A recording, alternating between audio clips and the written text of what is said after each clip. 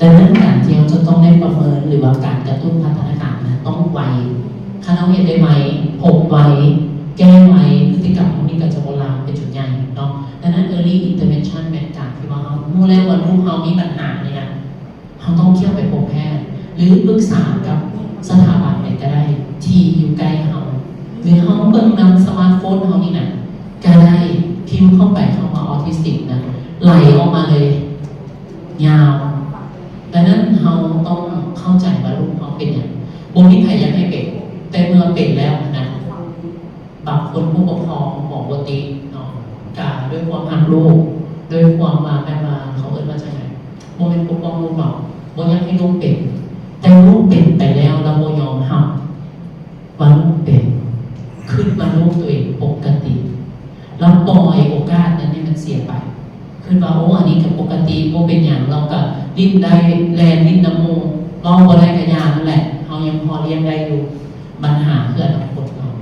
ใหญ่ไปอีก5 ปี 10 ปีใครจะเป็นคนเลี้ยงดูถ้าเราโบแก้พฤติกรรมใจน้อย2ม้า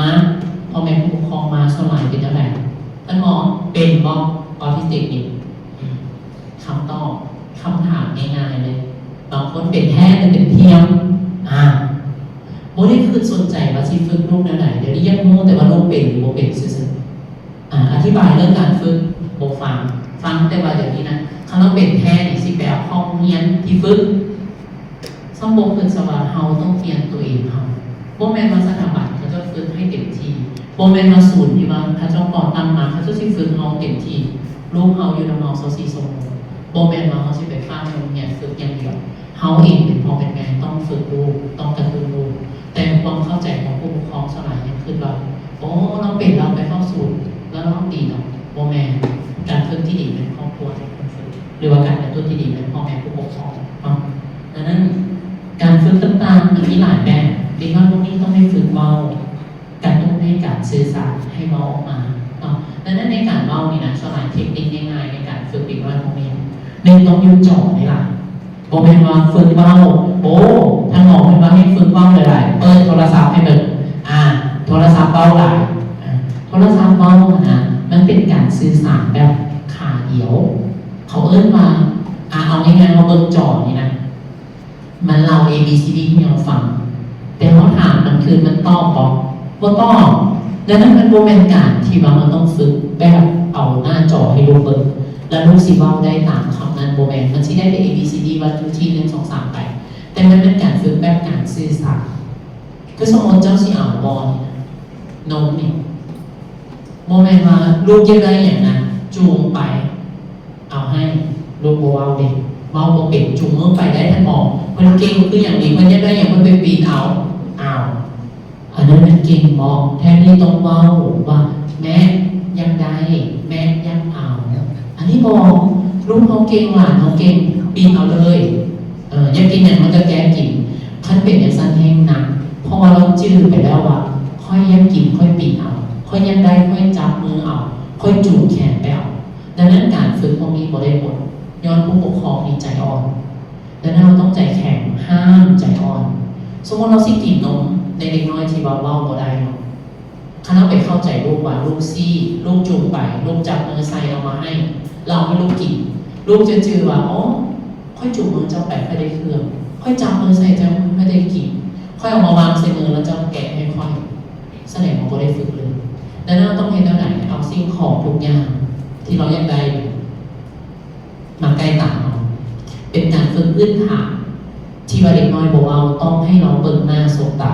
เพราะว่าหมอเกินไว้แต่ทบินแล้วว่าพัฒนาการที่ว่าเมาซ่าที่เข้าคลายออทิสติกนะข้าเจ้าโบมักเบิ่งหน้าสบตามักลิ้นคนเดียวดังนั้นเอาสิ่งของที่เราอยากได้นั้นมาใกล้ตาใกล้ปากเรารวมทั้งเด็กน้อยปกติก็ฝึกได้พวกเป็นเด็กน้อยพิเศษสมมติลูกยังอ่อนเด็กน้อยปีพวกนี่นะคือฝึกให้ลูกมี eye contact การเบิ่งป้าแล้วออกเสียงขอให้เขาเจ้าได้เบิ่งป้าเบิ่งตาเขาเขาต้องสื่อสารอย่างสิโมเมนต์มาอยู่ซื่อๆจับให้บ่ให้เห็นอันนี้เป็นการฝึกเรื่องของ speech therapy เขาเจ้าจะเน้นเห็นบอกการออกเสียงให้เบิ่งป้าและเห็นนำ2มาต้องเบิ่งระดับตาระดับหน้าให้เด็กน้อยสนใจอันนี้เป็นพื้นฐานในการฝึก speech therapy อันที่สองเป็นกิจวัตรประจำวันที่ต้องได้รับเขาเอิ้นว่าการฝึกโอทีเนาะอันนี้แหละแต่ละศูนย์ที่มาศูนย์พิเศษบอกว่าจะอยู่ลาวอยู่ไทยเป็นศูนย์การศึกษาพิเศษเป็นเขาเจ้าฝึกกิจกรรมบางวันแต่บางพวกมันจะมีสี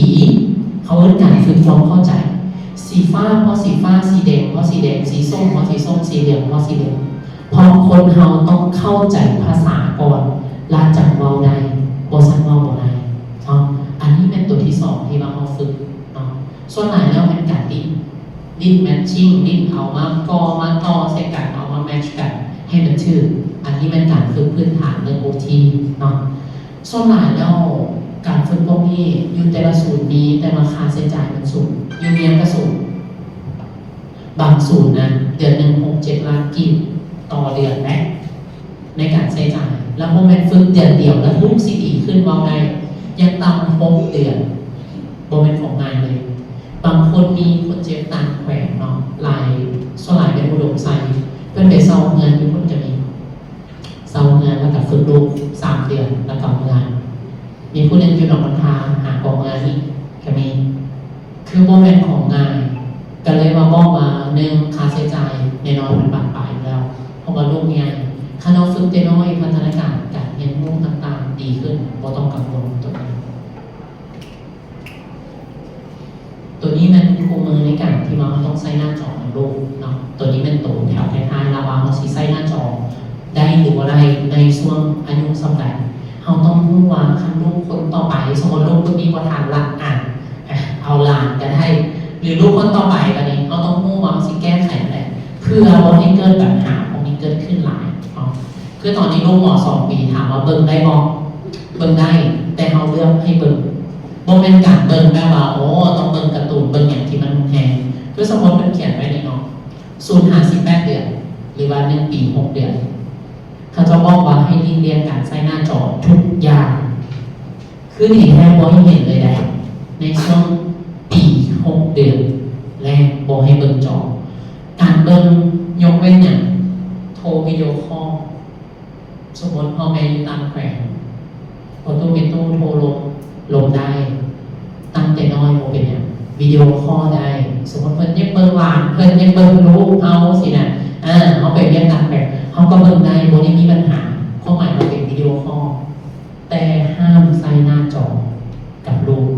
อันนี้จะรุนพรการเป็นพฤติกรรมออทิสติกเทียมที่ครอบครัวเขากังวลแต่ละครอบครัวมาย่างลูกเป็นมองเป็นแท้เป็นเทียมขนมยุดการใช้หน้าจอในนอนเรื่องอาการพวกนี้โปเกอร์น้องเพราะว่ามันเป็นภาษาตัวที่2วันนี้ช่วง18 เดือนหา24 เดือนเลือกเนื้อหาที่มีคุณภาพเขามาเลือกเนื้อหาที่มีคุณภาพสมมติการ์ตูนทอมแอนด์เจอรี่เคยเบิ่งน้องโบเบ้าอย่างเลยบนเรื่องแลนตีกันอย่างเดียวเขาจะเป็นเบิ่งโบราณดังนั้นเขาต้องเลือกการ์ตูนที่มันเป็นลักษณะที่แบบว่าการเรียนรู้สมมติเบิ่งสีเบิ่งตัวเลขเบิ่ง A B C เบิ่งกอไก่ขอไข่หรือเพลงที่แบบว่าแล้วแต่สอนเต้นเอาเบบี้ชาร์กซะเบบี้ชาร์กเป็นได้บอกได้เพราะว่าเขาจะเรียนรู้เห็นทางนำสมมติว่าเบิ่งจังซี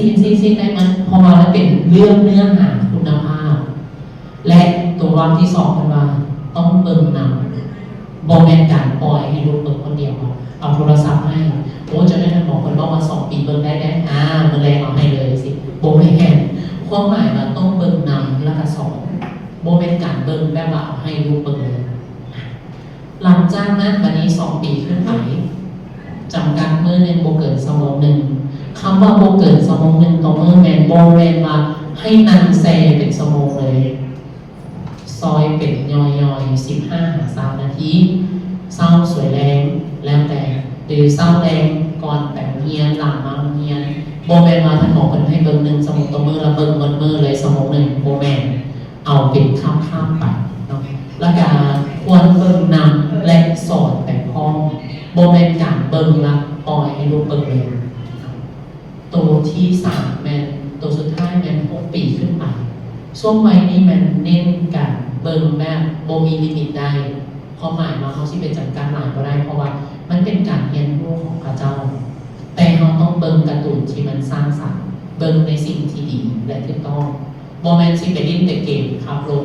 ดิ้นแต่เกมฟันรันแทงกันเกมตีกันมันเป็นพฤติกรรมปลูกฝังที่รุนแรงดังนั้นเขาก็เลยให้เบิ่งได้จำกัดข้อมันชื่อว่าโบให้มีป้องกันรุนแรงเพราะฉะนั้นดังนั้นหลักการตัวนี้มันก็เลยมี5 C ของวงการเขาAP แมนอเมริกันอะคาเดมี่เพดิติกของสมาคมแพทย์อเมริกาเนาะตัวนี้มันต้องได้เบิ่งว่า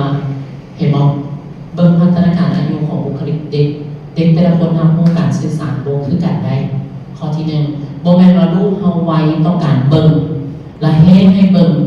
ติดหลายกับบ่ดีเนาะ2มาคอนเทนต์เห็นมั้ยเนื้อหาที่ให้เบิ่งมันเป็นเท่าไหร่ตัวที่3บริบทในการเบิ่งต้องเบิ่งคู่กันกับลูกโบแมนว่าให้ลูกเบิ่งเรียนรู้เองอันเดียวบ่ชื่อเขาต้องสอนในตอนนั้นโบแมนว่าให้ลูกเฮ็ดไปเลยบ่ได้ตัวที่4แม่นการแทรกแซงหมายถึงว่าต้องบ่ให้หน้าจอไปรบกวนการนอนเพราะว่าการนอนของเฮานี่นะปกติบางคนให้เบิ่งก่อนนอนบ่ดีได้ต้องงดจอก่อนเข้านอนอย่างต่ำ1 ชั่วโมงบ่ซั่นสารเมลาโทนินในสมองบ่หลั่งเห็นให้ลูกนอนยากแล้วบางคนว่าลูกนอน11-12 โมงเป็นเรื่องปกติบ่แม่นได้เด็กน้อยบางคนนอนเกิน10 โมงดีแท้ยกเว้นว่าอาทิตย์นึงเรามีงานหรือมีอย่างแล้วเราไป2 เทื่อต่ออาทิตย์สิอันนี้บ่ซีเรียสเพราะอย่างเพราะว่ากรดฮอร์โมนในสมองเขาเจ้าหลั่งตอนกลางคืนหลั่งก่อน10 โมงดังนั้นการนอนควรบ่เกิน10 โมงในเด็กบ่แม่น10 โมงยังเบิ่งหน้าจอจุ๊ๆๆๆอยู่สิแล้วบัดนี้พอเราสิรับเป็นต้องรับสนิท2 ชั่วโมงส่วนเราสิรับสนิทดังนั้นการเข้านอนต้องเข้าตอนช่วงประมาณ9 โมงปกติ10 โมงให้เรารับและรับสนิทช่วง10 โมงครึ่งอันนี้เป็นสิ่งที่เราต้องได้ปลูกฝังนานในต่อนี้ไปเนาะแล้วก็เรื่องของตัวสุดท้ายก็จะเป็นเรื่องของโซนในการเบิ่งเขาต้องมีข้อจำกัดกับเด็กน้อยกลุ่ม3-6 ปีคือการเบิ่งนี่นะโต๊ะกินข้าวส่วนหลายบ้านเขาเป็นอย่างนั้นห้ามกินบอลโต๊ะกินข้าวแห้งกินอยู่บอลนั่นเลยเนาะสมมติว่าเบิ่งจอแล้วลูกกินข้าวเนี่ยอันนี้แหละเป็นปัญหาขั้นว่าเบิ่งมันลูกกินปกติเขาจะให้หมดห้องนอนบ่ให้เบิ่งห้องนอนคือบ่นอนบางคนเอาโทรทัศน์หน่วยบางใหญ่ไปติดที่ห้องนอนคนเปิดจอบางใหญ่ให้ลูกเบิ่งอันนี้ให้หนักเป็นคนเก่าเพราะว่าเจ้านอนรับไปกับพระรหัสไปเลยบ่ได้ให้ได้แล้วก็เรื่องของพฤติกรรมยังตามในหมอที่บอกว่า1 ชั่วโมงเพราะว่าสารเมลาโทนินมันโบราณในสมองแล้วก็เรื่องของการแอดไวซ์ต่างๆเนาะเอาไว้เรื่องอย่าง EF เขาเจ้าสิบดีอารมณ์เขาเจ้าสิบได้การเบิ่งหน้าจอไลน์มันมีผลต่อด้านอารมณ์และพฤติกรรมน้อยให้ส่งเทียบกันว่าลูกที่เบิ่งหน้าจอกับพวกที่เบิ่งน้อยแล้วก็เบิ่งในสิ่งที่ว่าจำกัดพวกนี้อารมณ์มันเนี่ยตอนเบิ่งนี่เป็นอะไรม้วนเป็นบอกแต่บางตอนเอามาส่งพอส่งแม่คือเป็นอะไรงอแงกูยังส่งได้ปะนี่เพราะว่าค่อยเบิ่งนี่มันม้วนเนี่ยเขาสิจำกัดได้เท่าไหร่ใน1 ชั่วโมงซะเขาต้องตั้งกติกาเพราะว่าหมอบอกแล้วว่าการฝึก EF เป็นการฝึกควบคุมอารมณ์ตัวเองเขาต้องมีอย่างก่อนลงบอลเมื่อนี้ลูกมีเวลาเดินใน1 ชั่วโมงพอตั้งเวลาไว้เด้อดังกริ้งแล้วเป็นของมาส่งพอหรือเราใช้ไป30 นาทีคือที่หมอบอกเศร้าแรงมันเวลาแล้วให้เราพูดตัวเองโบแมนว่าโอ้เบิ่งไปแล้วล่ะมันเวลาแล้วออกมาส่งระเบิดขึ้นทุกโทรศัพท์ก็มีตีพ่อตีแม่จะมีอาละวาดสับลิ้นสับมองมันก็มีเพราะค่อยกำลังมวนกับการเบิ่งเฮาก็ต้องไปเบรกตอนที่เราเบิ่งเฮาต้องเรียนรู้ว่าการที่จะเอาโทรศัพท์กันเราคืนน่ะเตือนตอนอันที่ 1เฮาตั้งกติกากันไว้สมมติว่าโอเคพอให้เบิ่งได้30 นาทีนี่เลขนี้ฮอดเลขนี้หรือตั้งเวลาไว้อันที่2ก่อนฮอดเวลาตัวจริงนะเตือนเราก่อน5 นาทีก่อนฮอดเวลาส่งเดี๋ยวเวลาอีก5 นาทีแล้วลูกเกียรติที่จะได้ส่งพอแล้วเด้อแล้วจังบอกว่าตัวสุดท้ายหมดเวลาแล้วโบแมนมาอยู่ซื่อๆหมดเวลาแล้วเอาโทรศัพท์มาส่งบอกให้ใช้ระเบียบแบบนั้นเพราะเขาเจ้ายังควบคุมอารมณ์ไม่ได้ควบคุมพฤติกรรมตัวเองไม่ได้อย่าลืมมาเขาสอนในวัย3-6 ปีดังนั้นการ TEF เราหรือว่า Exclusive Function เรายังบ่ดีเพื่อเราต้องได้ฝึกไปเรื่อยๆเห็นเป็นประจำเห็นทุกมื้อ แล้วเราซิมูกฎกติกาพวกนี้นะคันโมเห็นเลยโมมูไหนแล้วมันจะมูจะมายังไงยังลิ้นยังเห็นเนาะดังนั้นสำคัญสุดแม่หนึ่งเราต้องเข้าใจในวัยของเรา3-5 ปีเป็นวัยที่ว่ายังมูยังเห็นยังลิ้นโมเป็นวัยเนี่ยสองเขาอย่าลืมมาอย่าเปรียบเทียบลูกเขากับคนอื่นหลายเห็นเด็กน้อยมีปมในใจว่าเขาเก่งเขาบ่ได้เขาบ่ดีมันจะติดตัวไปจนใหญ่3เราอย่าลืมว่าพัฒนาการต้องไปตามกินอายุถ้าว่าลูกเขามีภาษาซ่าเว้าซ่าสื่อสารซ่าอย่าลืมมาต้องประเมินก่อนว่าลูกเป็นอย่างเราเคี่ยวแก้ไขให้ไวและตัวที่สำคัญเป็นการฝึก EF เป็นการฝึกควบคุมอารมณ์ควบคุมพฤติกรรมตัวเองฝึกเรื่องของการจืดจำและการใช้ชีวิตประจำวันที่วางต้องในซอยนั้นและตัวสุดท้ายแมนการใช้หน้าจอที่มีลิมิตความหมายจำกัดเบิ่งได้เบิ่งในสื่อที่ดีแต่ถ้าต่ำกว่า2 ปีดีแท้ก็ให้เห็นเลยเนาะแล้วหลังจากนั้นเราจะให้เบิ่งทาราน้อยและวิธีการมอบกับเด็กน้อยใบนี้โมเน้นการใช้โมงไงเน้นการใจเย็นปล่อยแล้วก็ฝึกเราทาราน้อยเนาะตอนนี้น่าจะเป็นเหมือนในเซสชั่นตอน3 ปี 5 ปีเนาะทางผู้ปกครองผู้ใดมีคำถามที่อยากถามหมอตื่นในสิ่งที่หมออธิบายไป